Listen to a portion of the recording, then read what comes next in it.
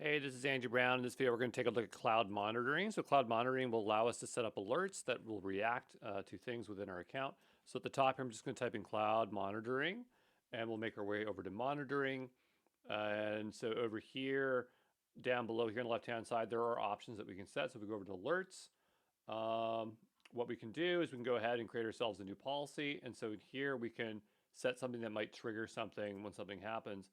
So here on the left-hand side, we have a lot of pre-made filters. And so maybe we go into VM instances, into instances. And over here, we might want to have something when our CPU usage is triggered over a certain amount. Let's see, there's utilization and usage. I would probably say utilization, as that is probably the amount of, let me see here, delta VCP usage for all VPCs in seconds. Yeah, I think we want utilization. I'm trying to think of like percentage of it being utilized, and so I believe it's that one there, so we'll go ahead and do that. Another thing we could do actually might be better would be storage. No, we'll do utilization. I think that's fine. Okay, so here we have this one. The idea is that I want this to trigger after a particular time frame, so maybe within each 1 minute time series. And here we have different rules in terms of when this triggers. So maybe the sum happens over function applies for the rolling window, the sum of it, the mean. No, we'll stick with mean because I was thinking that maybe like in total it would be that, but it's actually adding it over time. And so that might not make a whole lot of sense. But anyway, we're going to go ahead and do that. There are additional filters that we can apply. So we could say it's for a very specific instance. And so that would probably be a good idea for us to do. So we'll go over here and we're going to launch up a new instance, a virtual machine.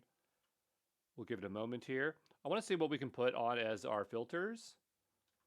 So here we have metadata. So we might want a metadata label as the name. So we'll go here. I'm going to choose Northeast Toronto. I'm going to use an E2. I'm going to use something a little bit larger than a micro. We'll actually stick with a medium. That seems fine to me. And then the name here is going to be my Linux or just my server. We'll keep it nice and simple. And I think that's good enough. Let's go ahead and create that. And so we're going to provision this instance. And these virtual machines spin up very quickly, so we won't be waiting very long. Okay, so here our server is ready, and I'm going to click into here. I'm not sure if the name would apply as metadata here. Of course, we can apply our own custom metadata down below. But I'm going to guess that when they say system metadata, they're talking about literally the name of it. So here, I'm just going to take a guess here. It's going to be my server. There's other ways that we could filter that label, so it's not that big of a deal. And so I'm going to paste that in here. And we don't see any information here because there is no CPU utilization that is happening. And also, this is data that's happened within the last hour, so we might want to consider that. I just don't know if there's something else I might want to do here. We could make it a little bit easier by just choosing the region. So this way we would have a guarantee that this would work as expected. So I'm going to do that instead and say North America, Northeast 2, right? And so again, we're set it on CPU utilization. We have 1 minute and the mean. I'm going to go ahead and hit next. And so we have our trigger. So when it meets the threshold, metric absent, or forecast, threshold is what we want. And so any time series that violates above the threshold, and so maybe we'll just say 50% as we are looking for anything for it to trigger. We'll go next. And then we have our notification channel. So we want to send this to somewhere. So if the data is absent, send a thing. I don't care about if it's absent, but we recommend that you create multiple notification channels. That makes sense. There are no notification channels here. So we need, I guess, a notification channel. Let's go over here and see if we can find one. Notification channel. There we go. And I'm just carefully looking here. Why do I not see? How did we get to it? Where is it? Why don't I see it? But anyway, I guess what we can do is we can add one. So maybe it goes to SMS or PubSub or something. I don't really want to get an email, but I'll add an email, I guess, for this case. I'm just carefully looking here. We'll add this one. So just say Andrew at exampro.co, and Andrew Brown email channel. We'll go ahead and save that. And hopefully I can just refresh that on that other page. Refresh. There we go. So I'll checkbox that. We'll just say CPU utilization exceeds 50%. Okay. And again, I'll checkbox that, hit OK.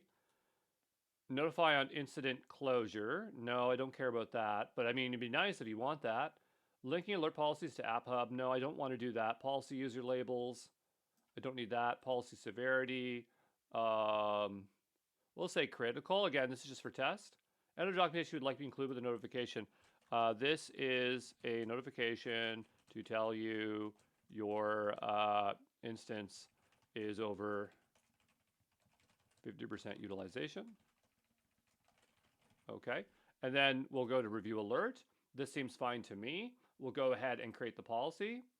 And there is a little bit of a problem here. It doesn't like something. Oh, the name of the policy. So this would be 50 CPU over. Okay. We'll try that again. Hopefully it likes that name. I don't think it should be an issue. So we'll give it a moment there. There's a spelling mistake there in my description, but it doesn't matter. And already we have some data here. And we see utilization over here. But again, that's when the server was starting up. And so I was hoping that since we made that to prior, that's less of an issue. So let's go over into our machine. So if we go over to our VM instance, I want to SSH into it. So we'll click that there. And we'll give that a moment to start up. I'm going to just drag this up a little bit so I can see what I'm doing. And we'll click authorize. Okay, we'll give that a moment here to start up. And what I want to do is I want to get that stress software installed. So we'll do sudo app install stress -y. There's another one called stress ng. It's newer. I just haven't used it yet. I just know how to use this one, but they're both totally fine.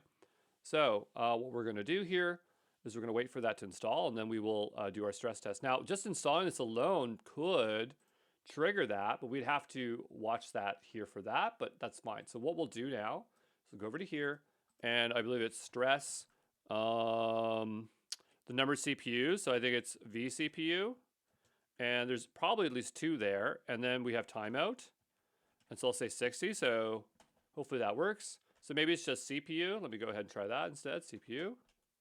And so now it is utilizing the 2 CPUs. I think that's how many there are. Okay, and that will happen for 60 seconds. So that should be enough for that to capture it. I might even want to do that longer. Actually, I'm going to stop that for a second. And I'm going to run this for 120. That way, we'll be sure to go over that 1 minute mark and absolutely capture something. So I'm going to pause here and wait for this to finish, okay? All right, so that ran for a couple minutes, and I've been waiting a couple minutes. Let's go over here and take a look and see if there's any new information. We'll give this a refresh and see if it picked up what was in the region. I'm thinking that it did. There we go. So it definitely went over that spike. So that's perfect. That's exactly what I wanted. And I'm going to go over to my mail, and I'm going to take a look and see if we have a mail, if it sent one over. And we do. We have an email. That was an easy one. Okay. Folks, half the time when I do these Google Labs, they don't go as expected, but this one turned out perfectly. So here we can see the start time, the policy, the project, the condition, and a bunch of the metadata. And so the instance name is my server. And so I'm assuming instance name, probably the same. We'd have to play around with that. There might be some inconsistencies there. But there you go. We set up our own alert, and I'll see you the next one. Ciao.